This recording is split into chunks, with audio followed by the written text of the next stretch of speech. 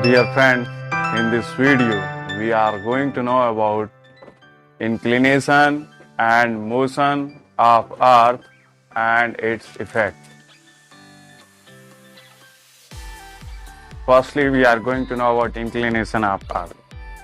मतलब पृथ्वी का अपने अक्ष पे झुकाव। तो पृथ्वी का जो अपने अक्ष पे झुकाव है वो 23.5 डिग्री। 23.5 डिग्री को हम दूसरे शब्दों में 23.5 डिग्री या 23 डिग्री 30 मिनट भी कह सकते हैं। पृथ्वी के अपने इस अक्ष पे झुकाव होने की वजह से पृथ्वी की दो गतियां होती हैं, मैं पहले बता दूं। पहली होती है रोटेशन, दूसरी होती है रिवोल्यूशन। तो ड्यूरिंग रोटेशन पृथ्वी जो है अपने अक्ष पे रोटेट करती है, तो पृथ्वी को अपने अक्ष पे पूरा एक चक्कर लगाने में 24 आवर लगते हैं। इस 24 आवर को ही हम एक दिन कहते हैं। क्या कहते हैं? एक दिन कहते हैं। और दूसरी जो अर्थ की मोशन है वो है रेवोल्यूशन। रेवोल्यूशन में क्या होता है? Earth revolve around the sun on a fix elliptical path. और ये जो फिक्स इलिप्टिकल पाथ है इसको हम ऑर्बिट कहते हैं। इसको हम क्या कहते हैं? ऑर्बिट। तो due to inclination of earth, पृथ्वी जब सूर्य के चारों तरफ चक्कर लगाती है तो उस समय वो एक लट्टू की भांति व्यवहार करती है। लट्टू को आपने देखा होगा नाचते। तो इस वजह से जो हमारी पृथ्वी पे दिन और रात की अवधि है, टाइम ड्यूरेशन है या इनकमिंग सोलर रेडिएशन का अमाउंट है, वो डिफरेंट प्लेस पे डिफरेंट पड़ता है टाइम के साथ साथ। अब हम उन्हीं को डिस्कस करने जा रहे हैं, जिसको हम दूसरे शब्दों में कह सकते हैं साइकिल ऑफ सीजन। तो पहले हम जानते हैं सीजन क्या होता है। Season is a part of year. मतलब एक पूरा जो साल होता है हम कह सकते हैं वो डिफरेंट सीजन से मिलके बना होता है। सीजन्स की जब बात कर रहे हैं तो सीजन जो है हमारे वो हैं summer, winter, autumn and spring. और सीजन को जब हम हिंदी में कहते हैं तो उसे हम हिंदी में ऋतु कहते हैं। तो हमारे हिंदी जो सिस्टम है हमारा हिंदी का, उसमें ऋतुएं 6 हैं। उसमें है ग्रीष्म, वर्षा, शरद, शिशिर, हेमंत एंड इन लास्ट वसंत। तो इनके पीछे जो रीजन्स हैं अब हम उनको डिस्कस करेंगे। तो उसके लिए कुछ फिनोमिनाज हैं जो रिस्पॉन्सिबल होती हैं, उसको हम डिस्कस करेंगे। उसमें पहला है सोलिस्टाइस और दूसरा है इक्विनॉक्स। सोलिस्टाइस and equinox. तो जो सोलिस्टाइस हैं वो हमारे 2 होते हैं और इक्विनॉक्स भी 2 होते हैं। अब हम उनको डिस्कस करने जाएंगे। पहले हम नॉर्दर्न हेमिस्फीयर की बात करेंगे। तो नॉर्दर्न हेमिस्फीयर में जो सोलिस्टाइस होता है उसकी डेट होती है 20 और 21 जून। 20 और 21, जैसा हम पहले पढ़ चुके हैं 23.5 डिग्री या 23.5 डिग्री या 23 डिग्री 30 मिनट जो लैटिट्यूड है उसको हम ट्रॉपिक ऑफ कैंसर कहते हैं। ट्रॉपिक ऑफ कैंसर यानी कर्क रेखा। तो 20 और 21 जून को सूर्य जो है वो कर्क रेखा के ऊपर सीधा चमकता है। तो जाहिर सी बात है नॉर्दर्न हेमिस्फीयर में इस समय इनकमिंग सोलर रेडिएशन का अमाउंट ज़्यादा होता है। और नॉर्दर्न हेमिस्फीयर में दिन का जो अवधि होती है ये बहुत इंपॉर्टेंट है। ये कई कॉम्पिटिटिव एग्जाम्स में पूछा गया है कि दिन की अवधि कब बड़ी होती है। और जाहिर सी बात है जब दिन की अवधि बड़ी होगी मतलब दिन बड़ा होगा, रात छोटी होगी। तो वो डेट है 20 और 21 जून। इस समय जाहिर सी बात है इनकमिंग सोलर रेडिएशन ज़्यादा है तो गर्मी का मौसम होगा। इसके बाद जो हमारा सूर्य है वो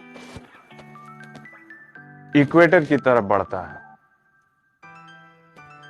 इक्वेटर की तरफ जब वो बढ़ता है तो सीधा इक्वेटर पे चमकता है 23 सितंबर को। 23 सितंबर को इस घटना को हम इक्विनॉक्स कहते हैं। इक्विनॉक्स का मतलब ये होता है कि इक्विनॉक्स के दिन समय पे जो जितना बड़ा दिन होता है उतनी बड़ी रात होती है। ये भी कॉम्पिटिटिव एग्जाम्स में पूछा था कब दिन और रात की अवधि समान होती है। तो 2 इक्विनॉक्स होते हैं। पहला है 23 सितंबर और दूसरा इक्विनॉक्स जो हमारा होता है वो 21 मार्च को होता है। तो 23 सितंबर और 21 मार्च को दिन और रात की अवधि बराबर होती है। और हम पहले डिस्कस कर चुके हैं 20 और 21 जून।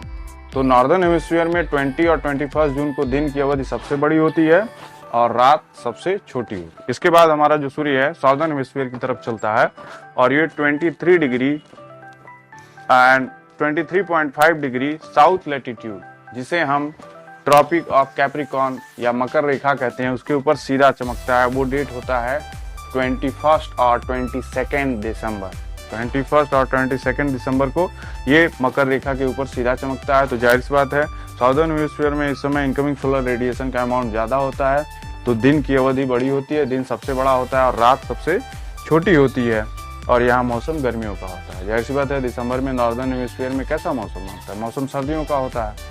तो इस तरह से ये जो साइकिल ऑफ सीजन है इसकी वजह से, या जो रोटेशन ऑफ जो सूर्य की पोजीशन चेंज हो रही है उसकी वजह से नॉर्दर्न हेमिस्फीयर और साउदर्न हेमिस्फीयर दोनों का जो मौसम होता है वो अपोजिट होता है। मतलब जब नॉर्दर्न हेमिस्फीयर में गर्मी पड़ रही होगी उस समय साउदर्न हेमिस्फीयर में सर्दी पड़ेगी, जब साउदर्न हेमिस्फीयर में सर्दी पड़ रही होगी उस समय नॉर्दर्न हेमिस्फीयर में गर्मी पड़ रही होगी। इसके बाद फिर हमारा सूर्य का जो मूवमेंट है वो इक्वेटर की तरफ होता है और वो 21 मार्च को इक्वेटर पर सीधा चमकता है। इस समय दिन और रात की अवधि बराबर होती है और फिर से वो ट्रॉपिक ऑफ कैंसर की तरफ मूव करता है, और हम पहले ही डिस्कस कर चुके हैं कि 20 और 21 जून को वो ट्रॉपिक ऑफ कैंसर पे सीधा चमकता है। इस तरह से सूर्य की जो पोजीशन है या उसकी जो डायरेक्ट रेज की पोजीशन है वो 0 डिग्री लैटिट्यूड, जिसको हम इक्वेटर या विषुवत रेखा या भूमध्य रेखा कहते हैं, उससे, और दोनों Tropic of Cancer and Tropic of Capricorn के बीच में होती है, और यहाँ पे सबसे ज़्यादा गर्मी पड़ती है। और इसका इफेक्ट जो है हमारे पूरे पृथ्वी पे पड़ता है। और हम जैसा पहले लट्टू का जिक्र किए थे कि जब due to inclination of earth, और जब वो पृथ्वी रेवोल्यूट कर रही है सूर्य के चारों तरफ, तो लट्टू की भांति व्यवहार कर रही है, तो इसकी वजह से जो हमारा नॉर्थ पोल है वो 6 महीने तक सूर्य के सामने होता है, तो वहाँ पे 6 महीने लगातार दिन होता है। तो जब वो हमारा नॉर्थ पोल सूर्य के सामने होता है तो साउथ पोल सूर्य के पीछे होता है, तो वहाँ पे 6 महीने की लगातार रात होती है। इसी तरह से 6 महीने के बाद पोजीशन बदल जाती है और साउथ पोल 6 महीने तक हमारा सूर्य के सामने आता है, उस समय ना साउथ पोल पे दिन होता है और ना हमारे नॉर्थ पोल पे रात होती है। क्लियर हुआ? इसके बाद हम बात करेंगे कि ये जो प्रमुख घटनाएं हैं या साइकिल ऑफ सीजन है, इनके पीछे जो रीजन्स हैं वो है, पहला तो इंक्लिनेशन ऑफ अर्थ, पृथ्वी का अपनी अक्ष पे झुकाव, और दूसरा है रेवोल्यूशन। दूसरा क्या है? रेवोल्यूशन। और जो हमारी इंपॉर्टेंट डेट्स हैं जो हम ज़्यादातर कॉम्पिटिटिव एग्जाम्स में पूछे जाते हैं वो हमारे लिए सबसे महत्वपूर्ण है, और वो डेट हैं, देखिए जो सोलिस्टाइस हैं वो 2 होते हैं, 20 और 21 जून।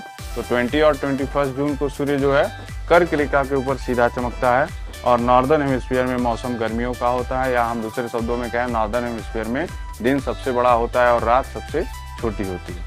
इसके बाद हमारा आता है दूसरा सोलिस्टाइस 21 और 22 दिसंबर। तो 21 और 22 दिसंबर को साउदर्न हेमिस्फीयर में मौसम गर्मियों का होता है, साउदर्न हेमिस्फीयर में दिन सबसे बड़ा होता है और रात सबसे छोटी है। और कब दिन और रात की अवधि बराबर होती है, तो उसका आंसर है 23 सितंबर और 21 मार्च। इन 2 डेट में जितना बड़ा दिन होता है उतनी बड़ी रात होती है। तो आज के वीडियो में बस इतना ही। बाकी की जो ज्योग्राफी से जुड़ी जानकारियां हैं उसके लिए आप हमारा अगला video. Thank you, thanks for watching.